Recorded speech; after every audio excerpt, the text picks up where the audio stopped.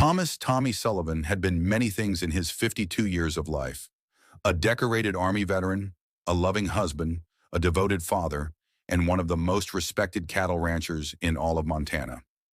But now, sitting in a cold, concrete cell in the Montana State Prison, he was simply a man waiting to die. The irony wasn't lost on him that he, who had spent his entire adult life protecting and nurturing life, whether it was his fellow soldiers overseas, his family at home, or the hundreds of cattle on his ranch, was now condemned to death for taking a life. But the circumstances that led him here were far more complex than any newspaper headline could capture. Tommy's story began to unravel 3 years earlier when his beloved wife Sarah was diagnosed with stage 4 pancreatic cancer. The medical bills quickly consumed their savings, then their insurance, and finally forced them to mortgage their 2,000-acre ranch, Broken Arrow Ranch, that had been in Tommy's family for 4 generations.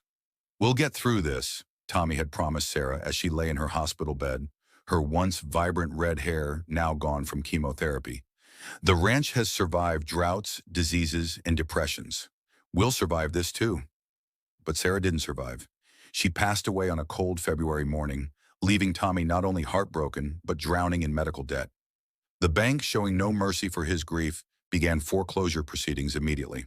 Tommy watched helplessly as everything his grandfather had built was auctioned off piece by piece.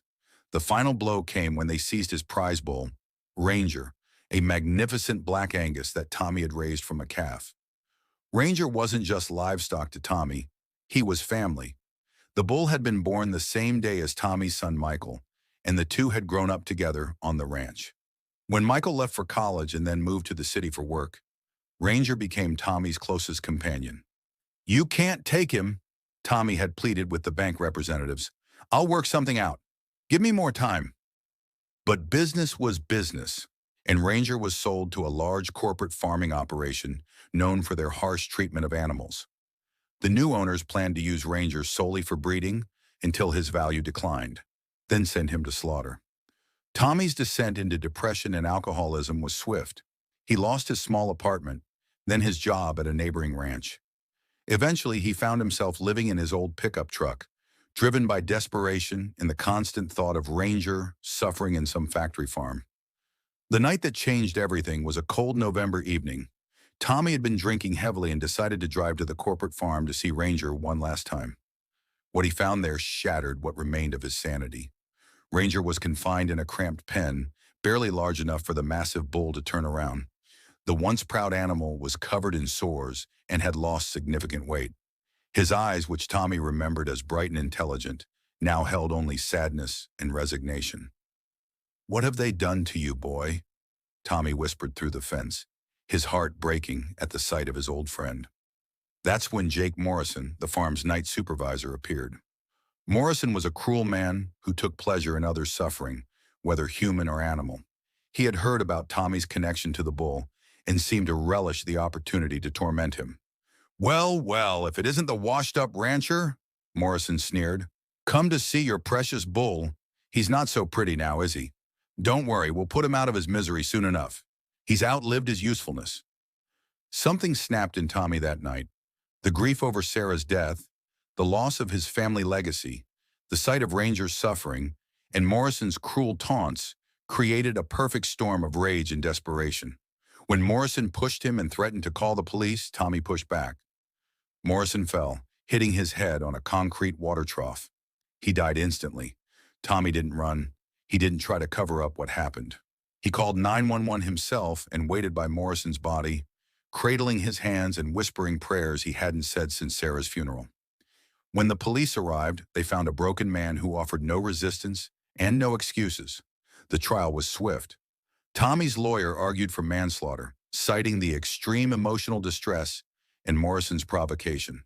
But the prosecution painted Tommy as a dangerous man who had planned to steal his bull and killed Morrison when confronted.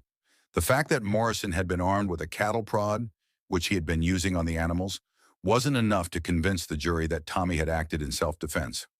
"Guilty of murder in the first degree," the foreman had read, and Tommy felt his soul leave his body. Now, with just 48 hours until his execution, Tommy had only one request: to see Ranger one last time. The bull had been moved to a sanctuary after Morrison's death, when the corporate farm's animal abuse practices were exposed. Tommy's lawyer had spent months fighting for this final visit, arguing that it was a reasonable last request for a man who had lost everything. Prison warden Robert Hayes was a tough man who had overseen dozens of executions, but something about Tommy's story touched him. Against his better judgment and despite numerous bureaucratic hurdles, he had agreed to allow the visit. "You understand this is highly unusual," Warden Hayes told Tommy as they sat in his office. "We're taking a significant risk allowing you to leave the prison, even under heavy guard." "I understand, Warden," Tommy replied, his voice hoarse from years of barely speaking. "I just need to say goodbye. Ranger is all I have left of my old life." As Tommy was led back to his cell to await transport to the sanctuary, he couldn't help but wonder what Ranger would think of him now. Would the bull remember him? Would he understand that Tommy had tried to save him that night, even though he had failed at everything else? Do you believe that the bonds between humans and animals can survive even the darkest circumstances? Have you ever had an animal companion who meant more to you than most people realized? Share your thoughts in the comments. The morning of Tommy's final visit dawned gray and cold, matching the somber mood that had settled over the Montana State Prison. Word of his unusual last request had spread among both inmates and staff, creating an atmosphere of curiosity mixed with sympathy that was rare in the harsh environment of death row. Tommy had barely slept, spending most of the night staring at the concrete ceiling of his cell and thinking about the last time he had seen Ranger in that awful corporate farm.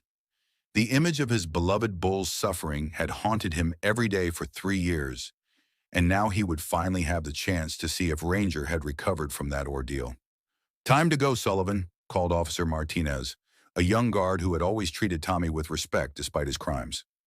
Martinez had grown up on a small farm himself and understood the deep connection that could exist between a rancher and his animals.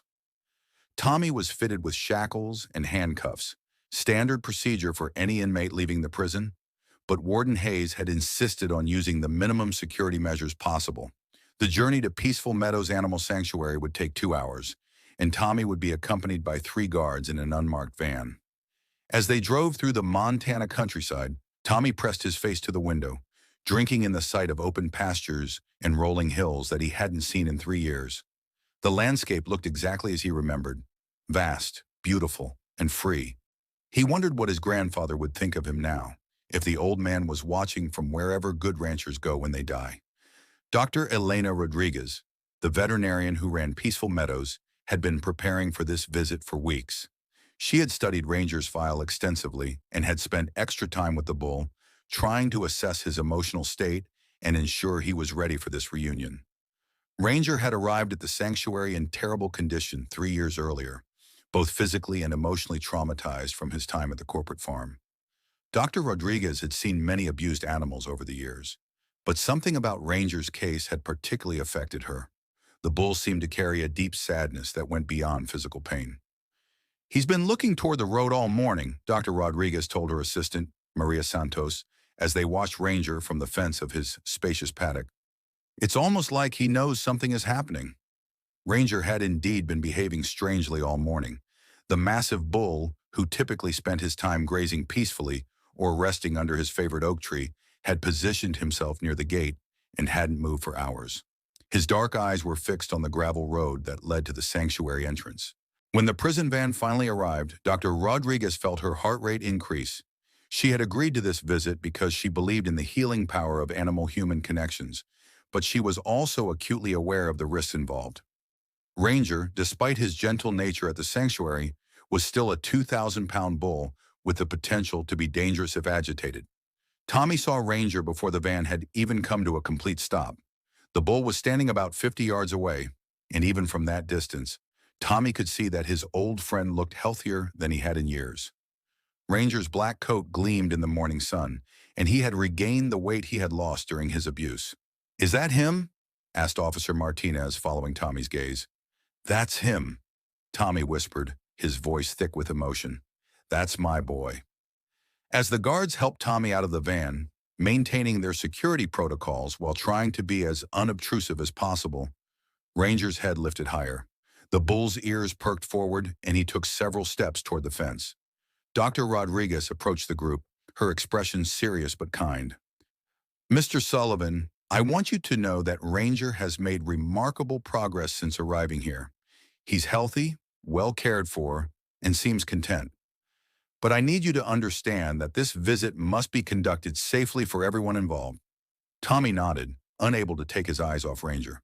I understand, Doc. I just want to see him, to know he's okay. There's something else you should know, Doctor.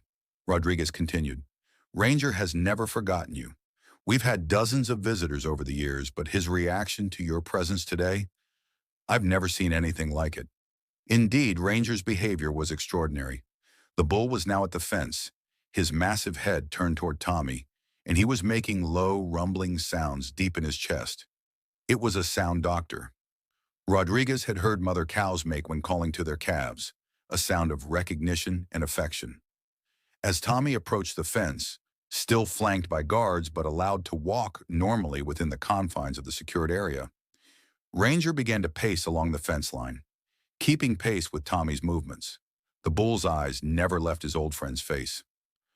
Hey there, big guy, Tommy said softly when he reached the fence. Look at you. You're beautiful again. Ranger pushed his massive head against the fence, as close to Tommy as the barrier would allow.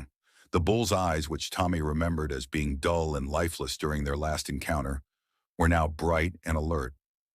But there was something else in those eyes, a recognition that went beyond simple memory. Have you ever experienced a reunion with someone, human or animal, after years of separation? Do you think animals can sense when something important is happening, even if they don't understand the details? Tell us about your most emotional reunion in the comments below. If this incredible story is touching your heart, please give it a like. Don't forget to subscribe to our channel and hit the notification bell to follow this emotional journey and see how this heartbreaking reunion unfolds. Comment below. What do you think Ranger is feeling right now? Can animals truly understand human emotions? What happened next would be talked about for years to come by everyone present at Peaceful Meadows that day. As Tommy reached through the fence to touch Ranger's face, the massive bull did something that stunned all the observers. Ranger began to cry, not the simple tearing that animals sometimes exhibit due to dust or irritation, but actual tears streaming down his face as he pressed against Tommy's hand. Dr. Rodriguez had been studying animal behavior for over 20 years, and she had never witnessed anything quite like it.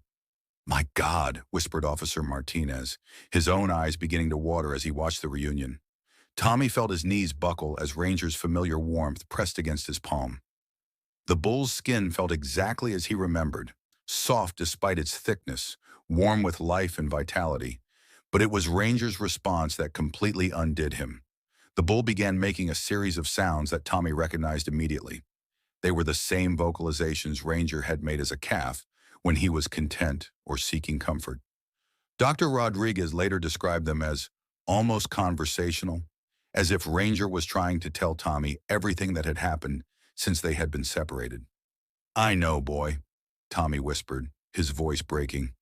I know it's been hard. I'm so sorry I couldn't protect you. I'm so sorry for everything. Ranger seemed to understand.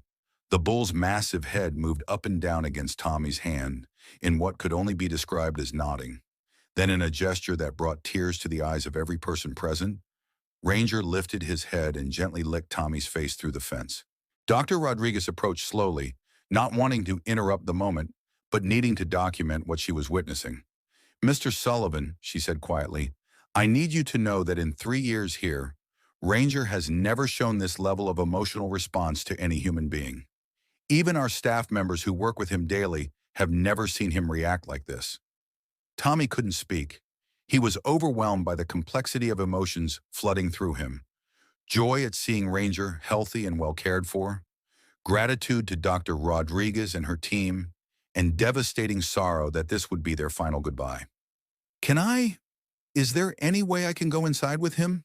Tommy asked, knowing the answer, but needing to ask anyway. Dr. Rodriguez looked at the guards, then back at Tommy. The security protocols were clear, but she found herself moved by the obvious bond between man and bull. After a moment of consideration, She made a decision that went against every safety regulation she had ever learned. Officer Martinez, she said, if you and your team are comfortable with it, and if Mr. Sullivan agrees to follow my instructions exactly, I think we can arrange a few minutes inside the paddock. The guards exchanged glances. This was highly irregular and potentially dangerous, but they had all been touched by what they were witnessing, and Officer Martinez made the decision for the group. We'll make it work, he said, but Mr. Sullivan stays cuffed, and we maintain visual contact at all times. Tommy nodded eagerly, willing to accept any conditions for the chance to truly be with Ranger one more time. As Dr. Rodriguez opened the gate to the paddock, Ranger stepped back to give them room, but his eyes never left Tommy. Inside the enclosure, the connection between man and bull became even more profound. Ranger approached slowly, as if he understood the solemnity of the moment, and positioned himself directly in front of Tommy. The bull then did something that left everyone speechless. Ranger lowered his massive head and gently rested it against Tommy's chest, just as he had done countless times when he was a calf, seeking comfort or showing affection. The weight of the bull's head against him brought back a flood of memories for Tommy, teaching Ranger to lead with a halter, brushing his coat every morning, sharing quiet moments in the pasture during sunset. You remember, Tommy said, his voice barely audible. After everything we've both been through, you still remember. For 15 minutes, man and bull stood together in the middle of the paddock, surrounded by guards and sanctuary staff, but somehow existing in their own private world. Tommy talked to Ranger about everything, about Sarah's death, about losing the ranch, about the terrible night that had led him to prison, and about how sorry he was for all of it. Ranger listened, occasionally nuzzling Tommy's shoulder or making soft rumbling sounds in response. It was clear to everyone watching that this was more than just a reunion between a man and his former livestock. This was a profound emotional connection that transcended species boundaries. As the visit neared its end, Tommy knew he had to say goodbye. The hardest part wasn't facing his own death. He had made peace with that months ago. The hardest part was leaving Ranger again, even though he knew the bull was in good hands. I have to go now, boy, Tommy said, his voice breaking. But I want you to know that you saved me, even in that terrible place. Thinking about you kept me human. You reminded me that love still exists in this world. Ranger seemed to sense that their time was ending. The bull stepped back and looked directly into Tommy's eyes, and in that gaze, Tommy saw something that gave him peace.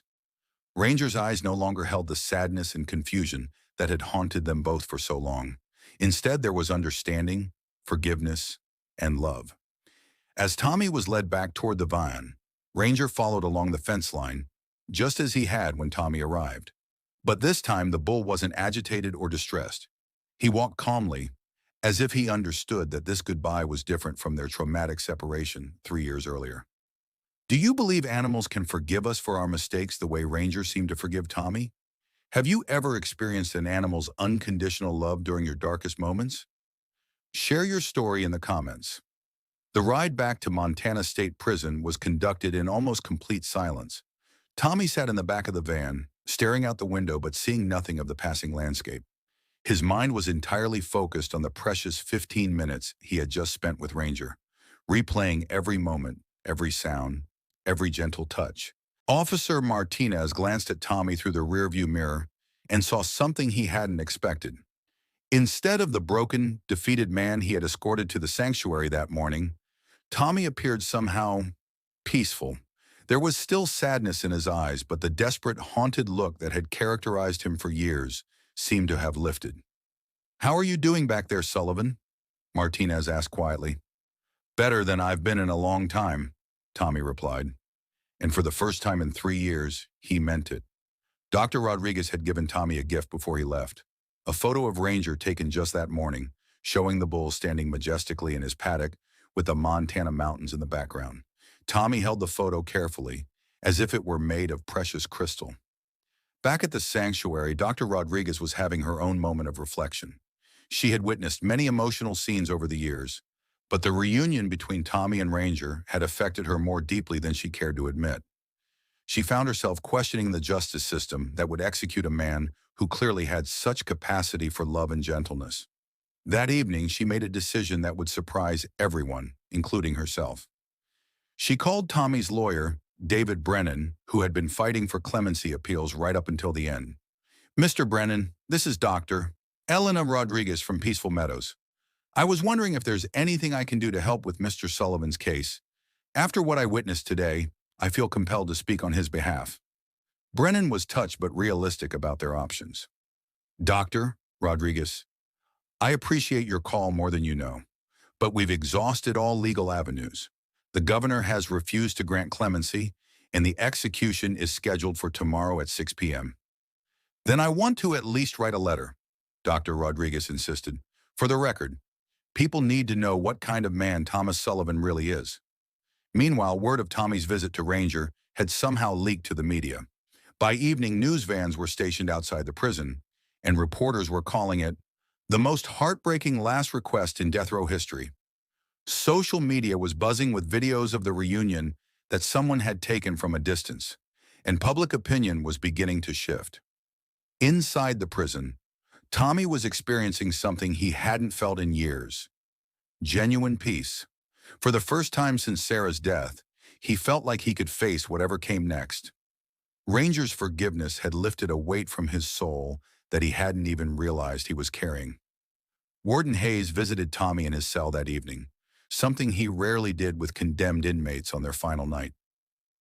"How was your visit, Sullivan?" the warden asked, though he had already heard detailed reports from the guards who had accompanied Tommy. "It was everything I hoped for and more," Tommy replied. "Thank you for making it possible. I know you didn't have to do that." Hayes studied Tommy's face, noting the same change that Officer Martinez had observed. "You seem different, more at peace." "I am," Tommy said simply. "Ranger forgave me. I didn't realize how much I needed that until it happened." The warden left the cell troubled by his own thoughts. In his 25 years of corrections work, he had overseen the executions of men who showed no remorse, who remained violent and dangerous right until the end. Thomas Sullivan was nothing like those men. Hayes found himself wondering if the justice system had failed in this case. That night, something unprecedented happened. Tommy slept peacefully for the first time in 3 years. He dreamed of Ranger as a young calf, of Sarah when she was healthy and laughing, of his ranch in its prime. They weren't nightmares or anxiety dreams. They were peaceful memories that brought him comfort. Back at Peaceful Meadows, Ranger was also experiencing something unusual.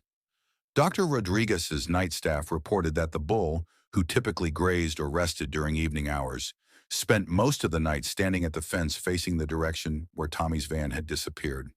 It was as if he was maintaining some kind of vigil. The next morning brought a media frenzy unlike anything the prison had seen before. The story of Tommy and Ranger had captured the public's imagination, with people calling for clemency and questioning whether a man capable of such love could truly deserve to die. Dr. Rodriguez's letter to the governor had been published in full by several newspapers. "Your Excellency, yesterday I witnessed something that has shaken my faith in our justice system.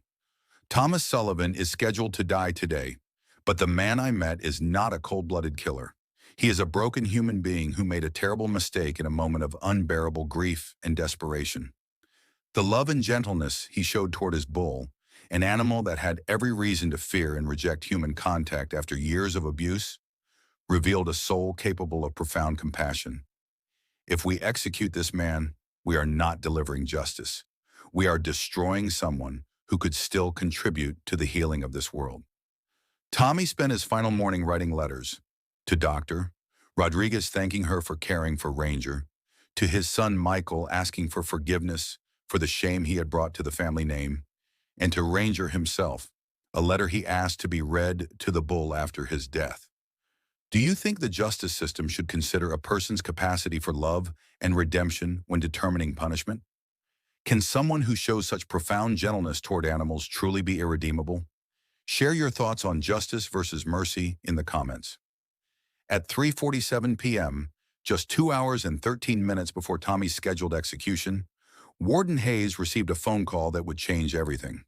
It was Governor Patricia Morrison's chief of staff, and the message was unexpected. "The governor wants to speak with Thomas Sullivan immediately," the aide said. "We're sending a video conference link to your office. This is urgent." Tommy was brought from his cell to the warden's office, still wearing his orange jumpsuit but with the shackles removed for the call. He had spent the morning in quiet reflection, having made peace with his fate after yesterday's reunion with Ranger. Governor Morrison appeared on the screen, her expression serious but not unkind. She was a tough politician who had built her career on law and order, but she was also a mother who had been deeply moved by the story that had captivated the nation. "Mr. Sullivan," she began, "I've been following your case closely, particularly after yesterday's events at the sanctuary. I've read Dr. Rodriguez's letter, I've reviewed the circumstances of your crime, and I've watched the video of your reunion with your bull." Tommy sat straighter, unsure what to expect but grateful for the opportunity to speak with the governor. "I want you to understand something," Governor Morrison continued. "I don't make these decisions lightly. The families of crime victims deserve justice, and the law must be upheld. But sometimes, very rarely, a case comes along that makes us question whether our pursuit of justice has become disconnected from our pursuit of truth." She paused, studying Tommy through the screen. "Tell me about that night, Mr. Sullivan. Not the legal version, not what the lawyer said, but what really happened in your heart." For the next 20 minutes, Tommy told his story. He spoke about Sarah's death, about losing everything he had ever worked for, about the desperation and grief that had consumed him. He talked about finding Ranger in that terrible condition and about Jake Morrison's cruelty. But most importantly, he spoke about the moment when everything went wrong. "I never intended to hurt him, Governor," Tommy said, his voice steady but filled with emotion. "I was broken, drunk, and desperate. But I never went there to hurt anyone. When Morrison fell and I saw what had happened, I called for help immediately. I would have given anything to take back that moment." Governor Morrison listened intently, occasionally asking questions or seeking clarification. Finally, she sat back in her chair and made a decision that would shock the legal establishment. "Mr. Sullivan, I'm commuting your death sentence to life imprisonment with the possibility of parole after 25 years. Additionally, I'm ordering a full review of your case to determine if the charges should be reduced to manslaughter, which would make you eligible for parole consideration much sooner." Tommy felt his legs give out, and he had to grab the desk to steady himself. He couldn't speak, couldn't process what he was hearing. "There are conditions," the governor continued. "You will participate in anger management counseling, substance abuse treatment, and you will work with the prison's animal therapy program. Your case has highlighted the need for better mental health support for our rural communities, and I want you to be part of that solution." The news spread across the country within minutes. Outside the prison, supporters who had gathered for a vigil erupted in cheers. At Peaceful Meadows, Dr. Rodriguez wept with relief as she shared the news with her staff. But perhaps the most remarkable response came from an unexpected source.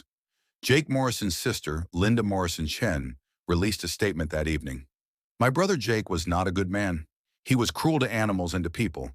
And while I mourn his death, I cannot support executing Thomas Sullivan for a moment of rage that my brother provoked. Tommy Sullivan showed more compassion to that bull in one afternoon than my brother showed to any living creature in his entire life. Justice has been served." Tommy was moved to a different facility to begin his new sentence, but he was allowed one more visit to see Ranger before the transfer. This time, the reunion was different. There was still joy and love, but also hope. Tommy was no longer a man saying goodbye forever, but rather someone who might, someday, be reunited with his old friend permanently. "I don't know when I'll see you again, boy," Tommy told Ranger as they stood together in the paddock one last time. "But I promise you this, I'm going to use whatever time I have left to become the man you always believed I was." Dr. Rodriguez had made her own promise. She had established the Ranger Foundation, dedicated to providing mental health support for farmers and ranchers facing financial and emotional crises. Tommy would work with the foundation from prison, sharing his story and helping others before they reached the breaking point he had experienced. 5 years later, Thomas Sullivan was granted parole. His first stop after leaving prison was Peaceful Meadows, where Ranger, now graying around the muzzle but still magnificent, was waiting for him. The reunion was covered by news outlets around the world, but for Tommy, the only thing that mattered was the familiar warmth of his old friend's greeting. Tommy never got his ranch back, but he found something better. He became the director of the Ranger Foundation, traveling across the country to speak about mental health, grief, and the healing power of the human-animal bond. And every evening, he returned to the small cottage on the grounds of Peaceful Meadows, where Ranger grazed peacefully in the pasture just outside his window. The man who had been scheduled to die for a moment of rage and desperation instead became a voice for compassion and understanding. And the bull who had suffered abuse and neglect became a symbol of forgiveness and redemption. Together, they proved that sometimes the most broken souls can find healing in the most unexpected places. And that love, whether between humans or between a man and his bull, can indeed conquer even the darkest circumstances. Do you believe that people can truly change and find redemption, even after making terrible mistakes? Have you ever experienced or witnessed the kind of forgiveness that Ranger showed Tommy? Share your thoughts on second chances and the power of unconditional love in the comments below.